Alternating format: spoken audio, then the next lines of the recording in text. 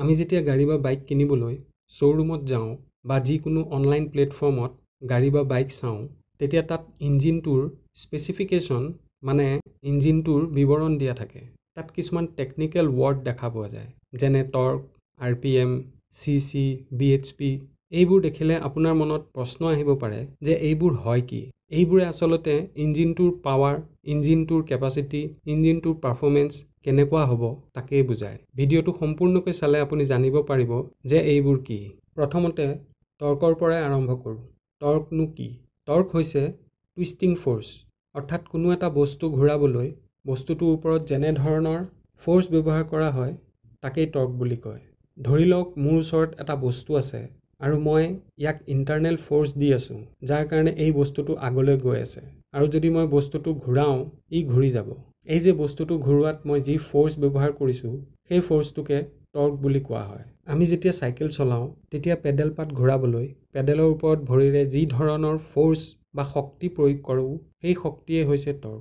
আমি যেতিয়া বটল এটাৰ কেপটো বা খপটো টাইট কৰোঁ, এই টাইট কৰিবলৈ বা বটলৰ খপটো ঘূৰাবলৈ যি ধৰণৰ শক্তি ব্যৱহাৰ কৰোঁ সেইটোৱে হৈছে টৰ্ক। সহজতে ক'বলৈ গ'লে কোনো এটা বস্তু ঘূৰাবলৈ ব্যৱহাৰ কৰা ফ'ৰ্চটোকে টৰ্ক বুলি কোৱা হয়। টৰ্কক নিউটন মিটাৰত জোখা হয়, অৰ্থাৎ টৰ্কৰ মান হ'ল নিউটন মিটাৰ। তেনেহ'লে এখন গাড়ীত টৰ্কটো কি হয়? গাড়ীখনে নিজকে টানি নিব পৰা শক্তিটোৱেই টৰ্ক। যিখন গাড়ীত টৰ্ক বেছি হ'ব সেইখন গাড়ীয়ে বেছি লোড থাকিলেও সহজতে নিজকে টানি নিব পাৰিব। গাড়ীখনে টানি নিব পৰা শক্তিটোৱেই গাড়ীখনৰ টৰ্ক।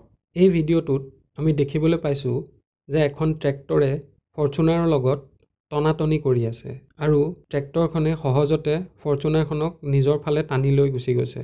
ইয়াৰ অৰ্থটো হ'ল যে ট্ৰেক্টৰখনৰ টৰ্কটো ফৰ্চুনাৰখনৰ টৰ্কতকৈ বেছি। সেইকাৰণে ট্ৰেক্টৰখনে ফৰ্চুনাৰখনক সহজতে টানি লৈ যাব পাৰিছে।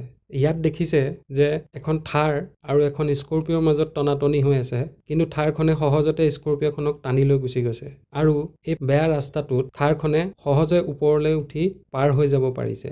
গতিকে ইয়াত বুজি পোৱা গৈছে যে থাৰখনৰ টৰ্ক স্কৰপিঅ'খনতকৈ বেছি। আমি দেখা পাওঁ যে এখন ট্ৰেক্টৰত বহুতো লোড দিয়াৰ পিছতো সি সহজতে সেই লোডখিনি টানি লৈ যাব পাৰে, বা ই যদি কোনোবা বোকা বা বেয়া জেগাত ফচি যায় সি নিজকে টানি উলিয়াই আনিবলৈ সক্ষম হয়। ট্ৰেক্টৰখনৰ টৰ্কটো বেছি হোৱাৰ কাৰণে সি সহজতে এনেকুৱা ঠাইৰ পৰা ওলাই আহিবলৈ বা কোনো লোড টানি নিবলৈ সক্ষম হয়। আশা কৰোঁ আপুনি বুজি পাইছে যে টৰ্ক আচলতে কি হয়। আমি ইয়াৰ পিছৰ ৱৰ্ডটোলৈ আহোঁ, যিটো হ'ল RPM, ৰিভলিউশ্যন পাৰ মিনিট। কোনো এটা অবজেক্ট 1 মিনিটত কিমান বাৰ ঘূৰিব পাৰে সেইটোৱেই হৈছে RPM। এই ফেনখন 1 মিনিটত কিমান পাক ঘূৰিব পাৰিব সেইটোৱেই RPMক দৰ্শায়। এখন গাড়ী বা বাইকৰ ইঞ্জিনৰ ভিতৰত পিষ্টনৰ লগত যি ক্ৰেংকশ্যাফ্ট লাগি থাকে সেইটো 1 মিনিটত যিমান বাৰ ঘূৰে তাকেই RPM বুলি কয়। যদি 1 মিনিটত ক্ৰেংকশ্যাফ্টটো 1000 বাৰ ঘূৰে তেতিয়াহ'লে সেই ইঞ্জিনটোৰ RPM হ'ব 1000 RPM।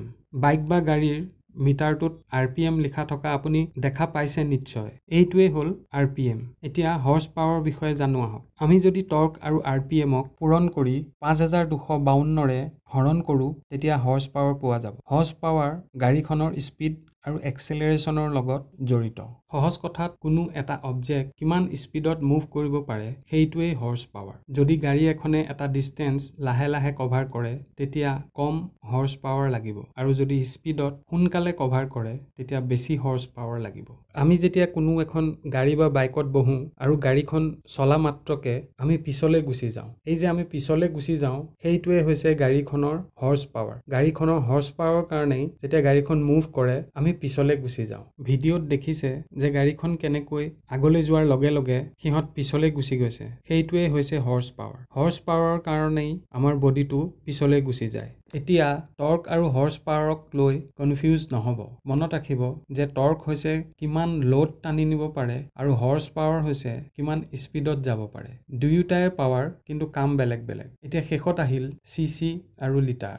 বাইকৰ ইঞ্জিন কেপাচিটিক CC অৰ্থাৎ কিউবিক চেণ্টিমিটাৰ আৰু গাড়ীৰ ইঞ্জিনৰ কেপাচিটিক লিটাৰত দেখুওৱা হয়। ব্লকৰ ভিতৰত পিষ্টনটো ঘূৰোতে যিখিনি গেপ পোৱা যায় সেই গেপটোৰ ভলিউমকে চিচি বুলি কোৱা হয়। যিমান বেছি চিচি হ'ব ইঞ্জিনটো সিমান ডাঙৰ আৰু পাৱাৰফুল হ'ব। আনহাতে ইঞ্জিনৰ চিচিকে গাড়ী এখনত লিটাৰত দেখুওৱা হয়। যেনে 1000 চিচিক 1 লিটাৰ বুলি ধৰা হয়। যদি কোনো এখন গাড়ীত 1.2 লিটাৰ ইঞ্জিন থাকে তাৰ মানে 1200 চিচি ইঞ্জিন, আৰু যদি 2.8 লিটাৰ থাকে তেনেহ'লে 2800 চিচি ইঞ্জিন। কিছুমান গাড়ীৰ পিছফালে কিমান লিটাৰ ইঞ্জিন লিখি থোৱা দেখা যায়।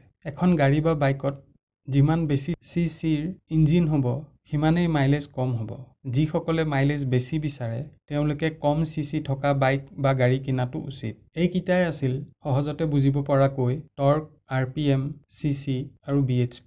এতিয়া কথা হ'ল আমি বেছি টৰ্ক থকা বাইক বা গাড়ী ল'ব লাগে নে বেছি হৰ্চ পাৱাৰ থকা গাড়ী বা বাইক ল'ব লাগে। যদি আপুনি স্পীড বিচাৰে তেতিয়াহ'লে বেছি হৰ্চ পাৱাৰ থকা, আৰু যদি আপুনি পাহাৰীয়া ঠাইত থাকে বা অফ ৰোডিং কৰি ভাল পায় তেনেহ'লে বেছি টৰ্ক থকা গাড়ী বা বাইক ল'ব লাগে। আশা কৰোঁ ভিডিঅ'টো চাই এই শব্দবোৰৰ বিষয়ে জানিব পাৰিছে।